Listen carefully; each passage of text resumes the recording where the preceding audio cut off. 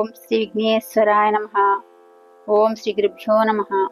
ఓం జగద్గురు శ్రీకృష్ణ పరమాత్మయ నమః. తీర్థయాత్ర. శ్రీకృష్ణ జన్మాష్టమి సందర్భంగా శ్రీకృష్ణుని దర్శనం.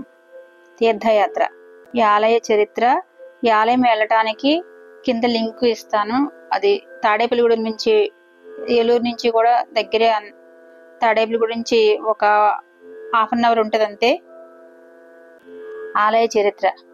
పశ్చిమ గోదావరి జిల్లా పెంటపాడు మండలం కస్బా పెంటపాడు గ్రామంలో వేంచేస్తున్న శ్రీ గోపాల స్వామి మరియు శ్రీ ఆంజనేయ స్వామి వార్ల దేవస్థానం అనబడే శ్రీ భైరాగి మఠం సుమారు 18వ శతాబ్దం మొదట్లో ఒరిస్సా భైరాగి బ్రహ్మచారులచే వైష్ణవ రామానంద సాంప్రదాయము నిర్వాణీశేఖ ప్రకారము ఈ మఠం స్థాపించబడినది.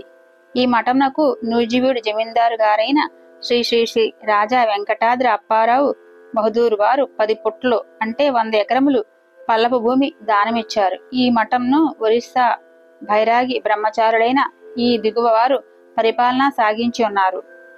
మొదట శ్రీ మహంతు నిర్వాణి లక్ష్మదాస్ బావాజీ గారు. 2 శ్రీ మహంతు నిర్వాణి టంకరదాస్ బావాజీ. 3 శ్రీ మహంతు నిర్వాణి శ్రీ మస్తిం దాస్ బావాజీ. 4 శ్రీ మహంత నిర్వాణి శ్యామలాదాస్ బావాజీ. 5 శ్రీ మహంత నిర్వాణి నారాయణదాస్ బావాజీ. 6 శ్రీ మహంత నిర్వాణి మోహన్ దాస్ బావాజీ. 7 శ్రీ మహంత నిర్వాణి రామరత్నం దాస్ బావాజీ. ఇతను 1865 1890 వరకు ఉన్నారంట. 8 శ్రీ మహంత నిర్వాణి మంగళదాస్ బావాజీ. 1890 1918 వరకు ఉన్నారంట. 9 శ్రీ మహంత నిర్వాణి రామచరణ్ బావాజీ. 1918 10/5/52 అంట. ఈ మఠం నందు మహంతులచే శ్రీ గోపాల స్వామివారి దేవస్థానము, పాలకుడుగా శ్రీ ఆంజనేయ స్వామివారి దేవస్థానములు నిర్మించబడినవి.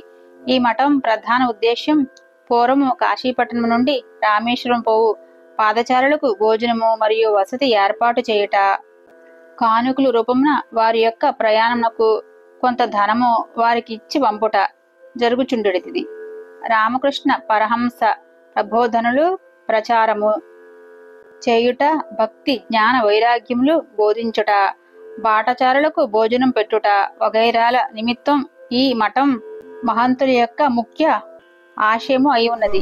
ఈ మఠం మహంతుల పరిపాలనలో ఉన్న సమయంలో దీనికి అనుబంధంగా ఈ దిగువ ప్రాంతములలో అనుబంధ మఠములు కూడా కలిగి ఉండేవి. 1 రాజమండ్రి శ్రీ వెంకటేశ్వర స్వామి వారి మఠం అంట. 2 నౌపడ శ్రీ లక్ష్మీనారాయణ స్వామి వారి మఠం అంట. 3 సింగరాజపాలెం బావాజీ మఠం. 4 ఏలూరు మఠం అంట. ఈ మఠం ప్రభుత్వం వారికి స్వాధీనపరిచిన తరిమిలా ఈ మఠంకు అనుబంధంగా గల మఠములను వేరు చేసి స్వతంత్ర మఠములుగా గుర్తించినారు. శ్రీ గోపాలస్వామి వారి ఆలయం నందు సుమారు 108 శాలిగ్రామములు కలవు. వాటికి ప్రతినిత్యముగా అర్చనాది కార్యక్రమాలు జరుపబడుచున్నవి. శ్రీ స్వామివారి ఆలయం చుట్టూ 21 ప్రదక్షిణలు చేసినచో వారి మనసులోని కోరికను తీర్చునని స్థల పురాణం చెప్పబడుచున్నది. ఈ మఠం నందు గల మహంతుల సమాధులు కూడా సందర్శించవచ్చును. ఇది శ్రీ భైరాగి మఠం అని కూడా అంటారు. ఈ ఆలయానికి ఎలా వెళ్ళాలో అంతా కింద లింక్ ఇస్తాను. చాలా అద్భుతమైన ఆలయం, చాలా విశిష్టమైనది. శ్రీకృష్ణ జన్మాష్టమి సందర్భంగా తీర్థయాత్ర దర్శనం.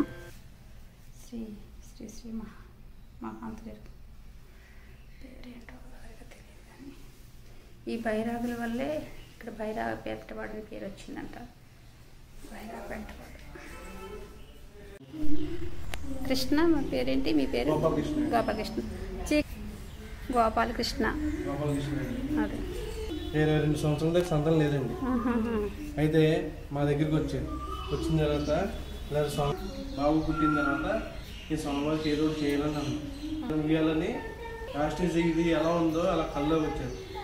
మేము స్వామిని నేను అక్కడ సేమ్ అలాగే ఉన్నాడు, తీసుకొచ్చి పెట్టాను. ఎక్కడి నుంచి తీసుకొచ్చారు? అది తణుకు అద్రం ఉంది కదండి, అద్రం నుంచి తీసుకొచ్చాను. అక్కడ ఎక్కడ ఉంది? షాప్లోనే ఉందా? షాప్లోంచి అక్కడ ఉన్నానని కల వచ్చిందా? ఓకే. ఇక్కడ 2 కిలోమీటర్లు. అక్కడ ఏంటంటే రైతులు తవ్వుతున్నప్పుడు ఈ సావురు తగిలేరు. స్వయంభూ కళ్ళు అండి అవి. ఆహాహా. మొత్తం కళ్ళు యాస్టీస్ ఉంది. ఓకే. ఇక్కడికి వచ్చిన తర్వాత స్వామివారికి వాళ్ళ భక్తుల ద్వారా వాళ్ళకి సమర్పించారండి. ఓకే. మనం ఏమనుకున్నా సరే 100% అవుతుందండి. మన ఎమ్మెల్యే గారు ఎవరైనా సరే ముందు ఆ నామినేషన్ వేసే ముందు ఇక్కడికి వచ్చి చేసిన తర్వాత అప్పటికి వస్తుందండి. ఓకే.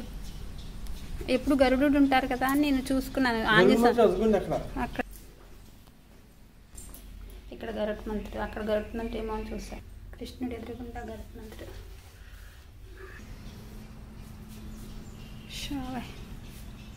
రెండో ఆయన. ఓకే. పేర్లు కూడా చెప్పండి. మొదట ఆయన పేరు. ఈయన పేరు నాకు దాస్ అండి. మా ముత్తాత గారే. మొత్తం ముగ్గురు. ఇది మొదటి అయినా, రెండో అయినా, ఇది మూడో అయినా. ఓకే. 4 పూలు తులసివనం. పూర్వకాలం రథం 160 సంవత్సరాల క్రితం రథం అండి. ఇప్పుడు దేవుడికి నచ్చిన వస్తువు ఆయన తీసుకెళ్ళిపోతారు. ఓకే. ఇక్కడ పాములు అవి ఉన్నాయని దగ్గరికి అదొక సమాధి. ఆయన అందుకే ఈ బైరాగులు ఉన్నారు కాబట్టి బైరాపెంట కూడా నచ్చింది.